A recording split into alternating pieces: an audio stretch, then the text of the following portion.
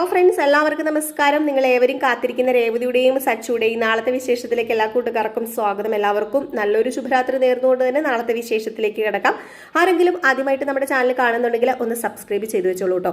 അതിനോടൊപ്പം മാക്സിമം എല്ലാവരും നമ്മുടെ വീഡിയോ ഇഷ്ടപ്പെടുന്നുണ്ടെങ്കിൽ ഒരു ലൈക്കും ഒരു ഹൈപ്പും കൂടെ ചെയ്തിട്ട് വീഡിയോ കാണാൻ വേണ്ടി ശ്രമിക്കണേ. അപ്പം നേരെ വിശേഷത്തിലേക്ക് തന്നെ കടക്കുകയാണ്. മധുസൂദനന്റെ സൂക്കേട് മാറ്റി കൊടുക്കാൻ നമ്മുടെ അച്ചമ്മയ്ക്കല്ലാതെ വേറെ ആർക്കും പറ്റത്തില്ല കേട്ടോ. അതും കൊണ്ട് ഇങ്ങനെ ചൊറിയുന്ന വർത്താനമായിട്ട് നടക്കുന്ന മധുസൂദനന്റെ പൊക്കിളിനിട്ട് കുത്തി നമ്മുടെ മധുസൂദന ഇക്കിളെടുത്തോണ്ട് നടക്കുന്ന ഒരവസ്ഥയാണ് നമ്മൾ നാളെ കാണാൻ പോകുന്നത്.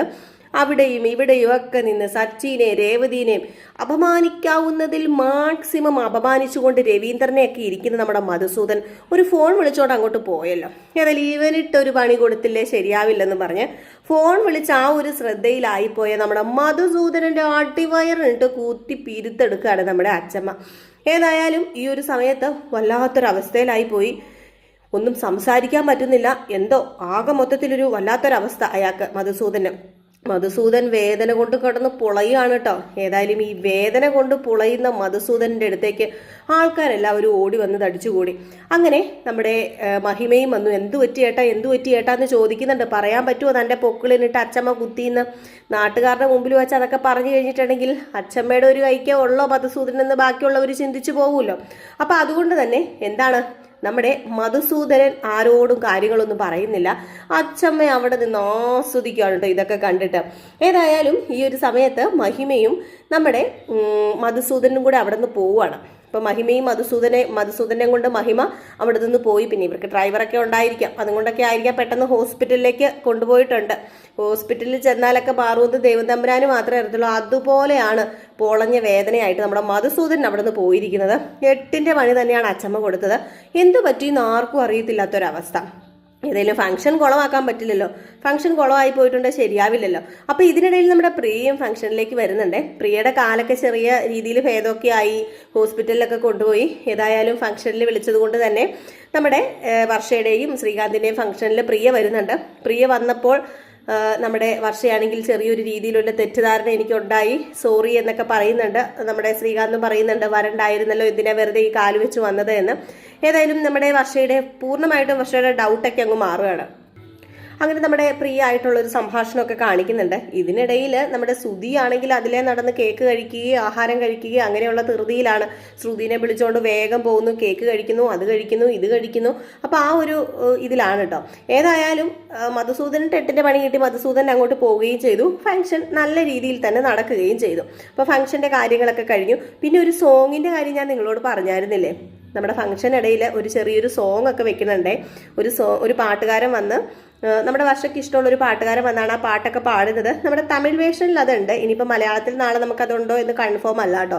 തമിഴ് വേർഷനിൽ നല്ലൊരു പാട്ടൊക്കെ പാടിയിട്ട് അവിടെ കുറച്ച് നേരം റൊമാൻസ് ഒക്കെ ആയിട്ട് നമ്മുടെ സച്ചി രേവതിയും കണ്ണിക്കണ്ടി നോക്കിയിരിക്കുന്നു.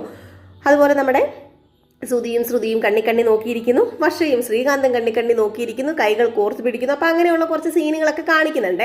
അപ്പൊ അത് നമ്മുടെ തമിഴ് വേർഷനിലുണ്ട്. മലയാളത്തിലുണ്ടോ എന്ന് എനിക്ക് കൺഫേം അല്ല, ഞാനങ്ങ് പറഞ്ഞതേ ഉള്ളൂ. ഏതായാലും ഫംഗ്ഷനൊക്കെ കഴിഞ്ഞ് പിന്നെ കാണിക്കുന്ന നമ്മുടെ ചന്ദ്രോദയം വീടാണ്. ആകപ്പാടെ ക്ഷീണമാണ്. നമ്മുടെ ചന്ദ്രയൊക്കെ നടുവൊക്കെ ഇങ്ങനെ കൈയൊക്കെ കുത്തി പിടിച്ചിട്ട്, ഓഹോ രാവിലെ ഡാൻസ് കളിച്ചതിന്റെ ക്ഷീണം ഇതുവരെ പോയില്ല. എങ്കിലും എൻ്റെ ഡാൻസ് കണ്ടിട്ട് എല്ലാവർക്കും അങ്ങ് ഇഷ്ടപ്പെട്ടല്ലോ. ഞാൻ ഏത് കലാമണ്ഡലത്തിലാണ് ഡാൻസ് പഠിച്ചതെന്നൊക്കെ എല്ലാവരും എന്നോട് ചോദിക്കുന്നത്. രവിയേട്ടാന്നൊക്കെ പറഞ്ഞുകൊണ്ട് ചന്ദ്ര ഭയങ്കര ബിൽഡപ്പിൽ ഇങ്ങനെ നടക്കുകയാണ് കേട്ടോ. നിലത്തൊന്നും അല്ല നമ്മുടെ ചന്ദ്ര. കുറച്ച് സമയം കിട്ടിയല്ലോ ഡാൻസ് കളിക്കാനായിട്ട്. രവീന്ദ്രനാണെങ്കിൽ ഇത് കേട്ടോണ്ടൊക്കെ എങ്ങനെ ഇരിക്കുന്നത്. അപ്പൊ ഇത് കഴിഞ്ഞിട്ട് പിന്നെ കാണിക്കുന്ന സീൻ എന്ന് പറഞ്ഞിട്ടുണ്ടെങ്കിൽ നമ്മുടെ സച്ചിൻ രേവതിയും ശ്രുതിയും ഒക്കെ അവിടെ ഉണ്ട്.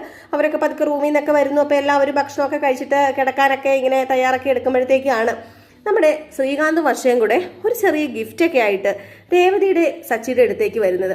അങ്ങനെ എല്ലാവരും പോകാൻ തുടങ്ങിയപ്പോഴത്തേക്ക് എല്ലാവരും നിൽക്കി ഒരു ചെറിയ കാര്യം ഉണ്ടെന്ന് പറഞ്ഞിട്ട്, അതെ രേവതി അടുത്ത് ഇങ്ങ് വന്നേന്ന് പറഞ്ഞ് വിളിക്കുകയാണ്. രേവതി ചേച്ചി ഇങ്ങ് വന്നേ. ഏടത്തിയല്ല, ചേച്ചി എന്ന് തന്നെയാണ് നമ്മുടെ വർഷ വിളിക്കുന്നത്. അപ്പൊ ചേച്ചി ഇങ്ങ് വന്നേന്ന് പറഞ്ഞ് വിളിക്കുകയാണ്. അങ്ങനെ വിളിച്ച് അടുത്ത് വന്നതും ഇത് ഞങ്ങളുടെ ഒരു ഗിഫ്റ്റാണെന്ന് പറഞ്ഞിട്ടുണ്ട് നമ്മുടെ രേവതിക്ക് കൊടുക്കുകയാണ്. ഗിഫ്റ്റോ? ചന്ദ്രയുടെ ഒക്കെ കണ്ണ് തള്ളിപ്പോയിട്ടോ. ഗിഫ്റ്റോ? എന്ത് ഗിഫ്റ്റ്? ഏത് ഗിഫ്റ്റ് എന്നൊക്കെ ഇങ്ങനെ ഓർക്കാണ്. അതായത് ഗിഫ്റ്റ് കൊടുക്കുന്നത് എന്തിനാ? അല്ല, വെഡിങ് ആനിവേഴ്സറി ആയിട്ട് ഇവരല്ലേ നിനക്ക് ഗിഫ്റ്റ് തരേണ്ടത്, പിന്നെ എന്ത് ഗിഫ്റ്റാണ്? ഇനിയിപ്പോൾ എന്ത് ഗിഫ്റ്റാ ഇവർക്ക് കൊടുക്കേണ്ടത്? ഇവരുടെ വെഡിങ് ആനിവേഴ്സറി അല്ലായിരുന്നല്ലോ എന്നൊക്കെ പറഞ്ഞപ്പോഴത്തേക്കും ഇത് ഞങ്ങളുടെ വെഡിങ് ആനിവേഴ്സറി കളർഫുൾ ആക്കിയത് വേറെ ആരുമല്ല, രേവതി ചേച്ചി തന്നെയാണ്, സച്ചേട്ടനും കൂടെ ചേർന്നാണ്. ഏതായാലും ഇത് രേവതി ചേച്ചിക്ക് ഇരിക്കട്ടെ. ഞാൻ രേവതി ചേച്ചിക്ക് മേടിച്ച ഒരു ഗിഫ്റ്റ് ആണെന്ന് പറഞ്ഞൊരു ഫോണാണ് സമ്മാനമായിട്ട് നമ്മുടെ രേവതിക്ക് കൊടുക്കുന്നത്. നമ്മുടെ രേവതി ഒരു ചെറിയ ഫോണൊക്കെ ആയിട്ടാണല്ലോ നടക്കുന്നത്. അപ്പോൾ ഒരു നല്ലൊരു ഫോണ് സമ്മാനമായിട്ട് നമ്മുടെ രേവതിയുടെ കയ്യിലിരിക്കുന്ന ചെറിയൊരു കീപാഡ് ഫോൺ എങ്ങാണ്ടാണല്ലോ, അതിങ്ങനെ കുത്തി കുത്തിയൊക്കെ വിളിക്കുന്ന നമ്മൾ കാണാറുണ്ടല്ലോ. അപ്പം അതിനേക്കാളും നല്ലൊരു ഫോൺ എങ്ങാണ്ടാണ് നമ്മുടെ വർഷ ഗിഫ്റ്റായിട്ട് കൊടുക്കുന്നത്. ഇത് കണ്ടപ്പോഴത്തേക്കും ഫോണോ, ഇവക്ക് എന്തിനാ ഫോണ്, ഈ അടുക്കളക്കാരിക്ക് ഫോണിന്റെ കാര്യമുണ്ടോ, അയ്യോ ഇതിന്റെ ആവശ്യമൊന്നുമില്ലെന്ന്, വെറുതെ പൈസ കളയാനായിട്ട് എന്തിനാന്ന് ചോദിച്ചപ്പോഴത്തേക്ക് രവീന്ദ്രൻ പറഞ്ഞു, നിനക്കെന്താ ചന്ദ്രേ, ഇപ്പം വർഷ രേവതിക്ക് ഒരു ഗിഫ്റ്റ് ഫോണായിട്ട് കൊടുത്തെന്ന് ഓർത്തോണ്ട് നിനക്കെന്താ കുഴപ്പമിരിക്കുന്നത്, അവരുടെ സ്നേഹമല്ലേ ഇത്, അവരുടെ ആ ഒരു സ്നേഹമാണ്, അത് അങ്ങനെ ചെയ്യുന്നത് നല്ല കാര്യമല്ലേ, അതിനിപ്പോൾ എന്തിനാ ചന്ദ്ര നീ ഇവിടെ കിടന്ന് ശ്വാസം മുട്ടുന്നത്, നിനക്ക് എന്തിൻ്റെ സൂക്കേടാന്നൊക്കെ ചോദിക്കുകയാണ്. അപ്പോഴത്തേക്ക് ചന്ദ്രയ്ക്ക് ഗിഫ്റ്റ് കൊടുത്തൊന്നും ഇഷ്ടപ്പെടുന്നില്ല കേട്ടോ. ഈ സമയത്ത് ശ്രുതിക്കും അത്രയും കൂടെ ഇഷ്ടപ്പെടുന്നില്ല. ഏതായാലും ഗിഫ്റ്റൊക്കെ മേടിച്ചിട്ട് നമ്മുടെ രേവതി അകത്തേക്ക് പോയി. അങ്ങനെ രേവതി അകത്തേക്ക് ചെന്നിട്ട് ആ ഫോണൊക്കെ ഇങ്ങനെ നോക്കിയപ്പോഴത്തേക്കും രേവതിയുടെ കണ്ണൊക്കെ അറിയാതെ നിറഞ്ഞു പോവാണ് കേട്ടോ. അപ്പോൾ സച്ചി ചോദിച്ചു, എന്താ രേവതി എന്താ പറ്റിയെന്ന് ചോദിച്ചപ്പോഴത്തേക്കും, അല്ല ഒരിക്കലും വർഷ ഇങ്ങനെ ഒരു ഗിഫ്റ്റ് ഒന്നും തരുന്നു ഞാൻ പ്രതീക്ഷിച്ചില്ല, അവൾക്ക് എന്നോട് ഒരുപാട് സ്നേഹമുണ്ടല്ലേ സച്ചേട്ടാന്ന് ചോദിച്ചപ്പം, പിന്നെ അവൾക്ക് നിന്നോട് ഒരുപാട് സ്നേഹമുണ്ട്, അല്ല അവളിപ്പം നിനക്ക് ഈ ഗിഫ്റ്റ് തരാൻ കാരണം കാണും, നമ്മളല്ലേ അവളുടെ ആ ഒരു തെറ്റിദ്ധാരണയൊക്കെ മാറ്റി കൊടുത്തത്, നമ്മൾ വർഷയുടെയും ശ്രീകാന്തിനെയും തെറ്റിദ്ധാരണ മാറ്റി കൊടുത്ത് ആ രാത്രി അലഞ്ഞ് തിരിഞ്ഞ് വർഷേനെ തപ്പി പിടിച്ചു കൊണ്ട് കൊടുത്തില്ലേ, ഇല്ലായിരുന്നെങ്കിൽ ഇന്നത്തെ ഫംഗ്ഷൻ എങ്ങനെയായി തീർന്നേനെ.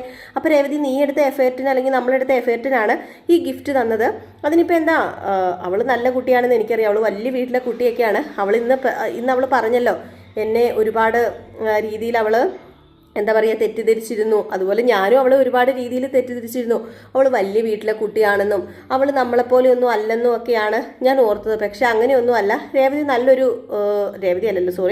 നമ്മുടെ വർഷ നല്ലൊരു കൊച്ചാണ്, നമ്മുടെ ശ്രീകാന്തിന് ചേരുന്നൊരു കുട്ടി തന്നെയാണ്, ശ്രീകാന്തിനെ പോലെ നല്ല സ്വഭാവമാണ്, മാത്രമല്ല നീയല്ലേ അവരുടെ വിവാഹം ചേർത്ത് വെച്ചത്. അപ്പം നമ്മുടെ രേവതി പറയുന്നു, പൊന്നു സച്ചേട്ട ഒന്നും ഉണ്ടായിരിക്കും, ഞാനൊന്നും അല്ല അവരെ വിവാഹം കഴിക്കാൻ ചേർത്തൊന്നും വെച്ചത്, എനിക്കൊരു അബദ്ധം പറ്റി പോയതാ, ഞാൻ പറഞ്ഞതല്ലേ എന്ന് പറഞ്ഞപ്പോൾ, എന്താണെങ്കിലും നീയും കൂടെ ചേർന്നിട്ടാണല്ലോ, നീയാണല്ലോ ഒരു ഒപ്പൊക്കെ ഇട്ട് കൊടുത്തത്, അപ്പം നിന്റെ ബലത്തിലാണ് ശ്രീകാന്ത് വർഷേനെ വിവാഹമൊക്കെ കഴിച്ചത്, അപ്പം ആ ഒരു ഇത് മനസ്സിലുണ്ട്, ആ ഒരു സ്നേഹമൊക്കെ മനസ്സിലുള്ളത് കൊണ്ടായിരിക്കാം നിനക്ക് ഈ ഗിഫ്റ്റൊക്കെ തന്നതെന്ന് പറയാം. അപ്പം ഈ ഒരു സമയത്താണെങ്കിൽ നമ്മുടെ ശ്രുതിയാണെങ്കിൽ അവൾക്ക് ഇച്ചിരി അഹങ്കാരം കൂടുതലാണ്, എന്നതായിരുന്നു ഫംഗ്ഷനാണെന്നും പറഞ്ഞുകൊണ്ട് ഇങ്ങനെയൊക്കെ ഉണ്ടോ, ലേറ്റ് ആയിട്ട് വന്നു കഴിയുമ്പോഴത്തേക്കും വലിയ സംഭവമാണല്ലോ, അപ്പം അതുകൊണ്ട് അവൾ മനഃപൂർവ്വം ലേറ്റ് ആയതാണ് എന്നൊക്കെ പറഞ്ഞ് നമ്മുടെ ശ്രുതിയോട് കുറ്റം പറഞ്ഞുകൊണ്ടിരിക്കുകയാണ്. അപ്പം ശ്രുതി പറയുന്നുണ്ട്, അതെന്തെങ്കിലും ആട്ടെ, അതിനിപ്പം നമുക്ക് എന്നാ എന്ന് ചോദിക്കുമ്പോഴത്തേക്കും, അവൾക്ക് രേവതി ഒരു ഗിഫ്റ്റ് കൊടുത്തത് നീ കണ്ടില്ലേ, നമ്മളെ കൊച്ചാക്കാൻ വേണ്ടി തന്നെയാണ് അവൾ അങ്ങനെ ചെയ്യുന്നത്, അവൾ വലിയ വീട്ടിലെ പെണ്ണാണെന്നല്ലേ അവളുടെ വിചാരം, നിനക്കൊരു കാര്യം ചെയ്യത്തില്ലേ,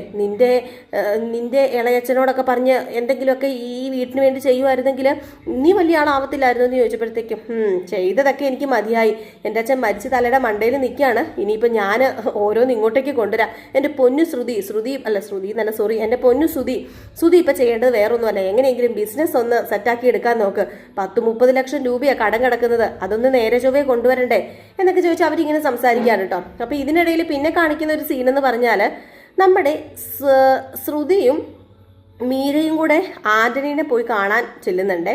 അപ്പം ഈ സച്ചിക്കും രേവതിക്കും എല്ലാവർക്കും മനസ്സിലായല്ലോ, വേറൊന്നുമല്ല, നമ്മുടെ ആന്റണിയുടെ കയ്യിൽ നിന്ന് കുറച്ച് പൈസയൊക്കെ കടം മേടിച്ചിട്ടുണ്ട് ഈ പറയുന്ന ശ്രുതിന്ന്. അപ്പം അത് ഇവരെല്ലാവരും അറിഞ്ഞു. മാത്രമല്ല ഇതിനെന്തെങ്കിലുമൊക്കെ ഒരു പരിഹാരം ഉണ്ടാക്കണം, അതിനോടൊപ്പം തന്നെ കുറച്ച് കാര്യങ്ങളൊക്കെ ചെയ്യാനുണ്ട്, നമ്മുടെ ശ്രുതിയുടെ കള്ളത്തരങ്ങളൊക്കെ ഇനിയിപ്പം കണ്ടുപിടിക്കാതിരിക്കണമല്ലോ, അപ്പം അതിന് കുറച്ച് കാര്യങ്ങളൊക്കെ ചെയ്യാനുണ്ട്. അപ്പം അങ്ങനെ ആന്റണിയുടെ അടുത്തേക്ക് ചെല്ലുകയാണ്. അപ്പം ആന്റണിയുടെ അടുത്തേക്ക് ചെന്നപ്പോഴത്തേക്കും ആന്റണിയോട് ഈ കാര്യങ്ങളൊക്കെ പറഞ്ഞപ്പോഴത്തേക്കും ആന്റണി എസ് വെക്കുകയാണ്, കുറച്ച് പൈസയൊക്കെ തരാമെന്ന് പറഞ്ഞു. ഏതായാലും നാളെ ആ ഒരു സീൻ കയറി വരുമായിരിക്കും കേട്ടോ. അപ്പം നാളെ കാണിക്കാൻ പോകുന്ന സീന് നമ്മുടെ അച്ചമ്മയുടെ ആ ഒരു കൈപ്രയോഗം ഉണ്ടല്ലോ, മധുസൂദനിട്ട് കുത്തുന്നതും അതുപോലെ തന്നെ വീട്ടിൽ വന്നിട്ട് ഗിഫ്റ്റ് കൊടുക്കുന്നതൊക്കെ, ആ ഒരു 2 സീനൊക്കെയാണ് ഇപ്പം ഞാൻ പറഞ്ഞ 2 സീനൊക്കെയാണ് പ്രധാനമായിട്ട് കാണിക്കുന്നത്. അപ്പം നമ്മൾ നാളെ രാവിലെ തന്നെ ഫുൾ വിശേഷവുമായിട്ട് വരുന്നതായിരിക്കും. എന്നും രാവിലെ ഫുൾ വിശേഷവും വൈകിട്ട് നമ്മളിപ്പം പ്രമോ വിശേഷവും ചെയ്യുന്നുണ്ട് കേട്ടോ. ഒരു 9 മണിയോടൊക്കെ കൂടി നമ്മൾ പ്രമോവിശേഷം എന്ന് വിടാറുണ്ട്. പിന്നെ നമ്മുടെ അലീനയുടെ കഥ നമ്മൾ എന്നും റിയൽ സ്റ്റോറിക്കകത്ത് കൊടുക്കുന്നുണ്ട്. അലീനയുടെ പ്രമോവിശേഷവും നമ്മുടെ റിയൽ സ്റ്റോറിക്കകത്ത് ഇട്ടിട്ടുണ്ട്. ഫുൾ വിശേഷം രാവിലെ ഇടാറുണ്ട്. പിന്നെ അലീനയുടെ അപ്കമിങ് വിശേഷം നമ്മളിപ്പം റിയൽ സ്റ്റോറി ന്യൂ എന്ന് പറയുന്ന നമ്മൾക്കൊരു പഴയൊരു ചാനൽ ഉണ്ടായിരുന്നു, അപ്പോൾ അതിനകത്ത് നമ്മൾ ചെയ്യുന്നുണ്ട്. അപ്പോൾ ഞാൻ അതിൻ്റെ ലിങ്ക് നമ്മുടെ ഈ പോസ്റ്റിൽ, അതായത് നമ്മുടെ ഈ ചാനലിലെ പോസ്റ്റിൽ കൊടുത്തിട്ടുണ്ട് കേട്ടോ. അപ്പോൾ ആ ലിങ്ക് ഒന്ന് കയറി നോക്കി നിങ്ങൾ ഒന്ന് സബ്സ്ക്രൈബ് ചെയ്ത് വെച്ചിട്ട് നമ്മളെ ഒന്ന് സപ്പോർട്ട് ചെയ്യാൻ ശ്രമിക്കാം. അപ്പോൾ എല്ലാവർക്കും നല്ലൊരു ശുഭരാത്രി നേർന്നുകൊണ്ട് നിർത്തുന്നു. Tata bye bye. Next video ആയിട്ട് കാണാമേ.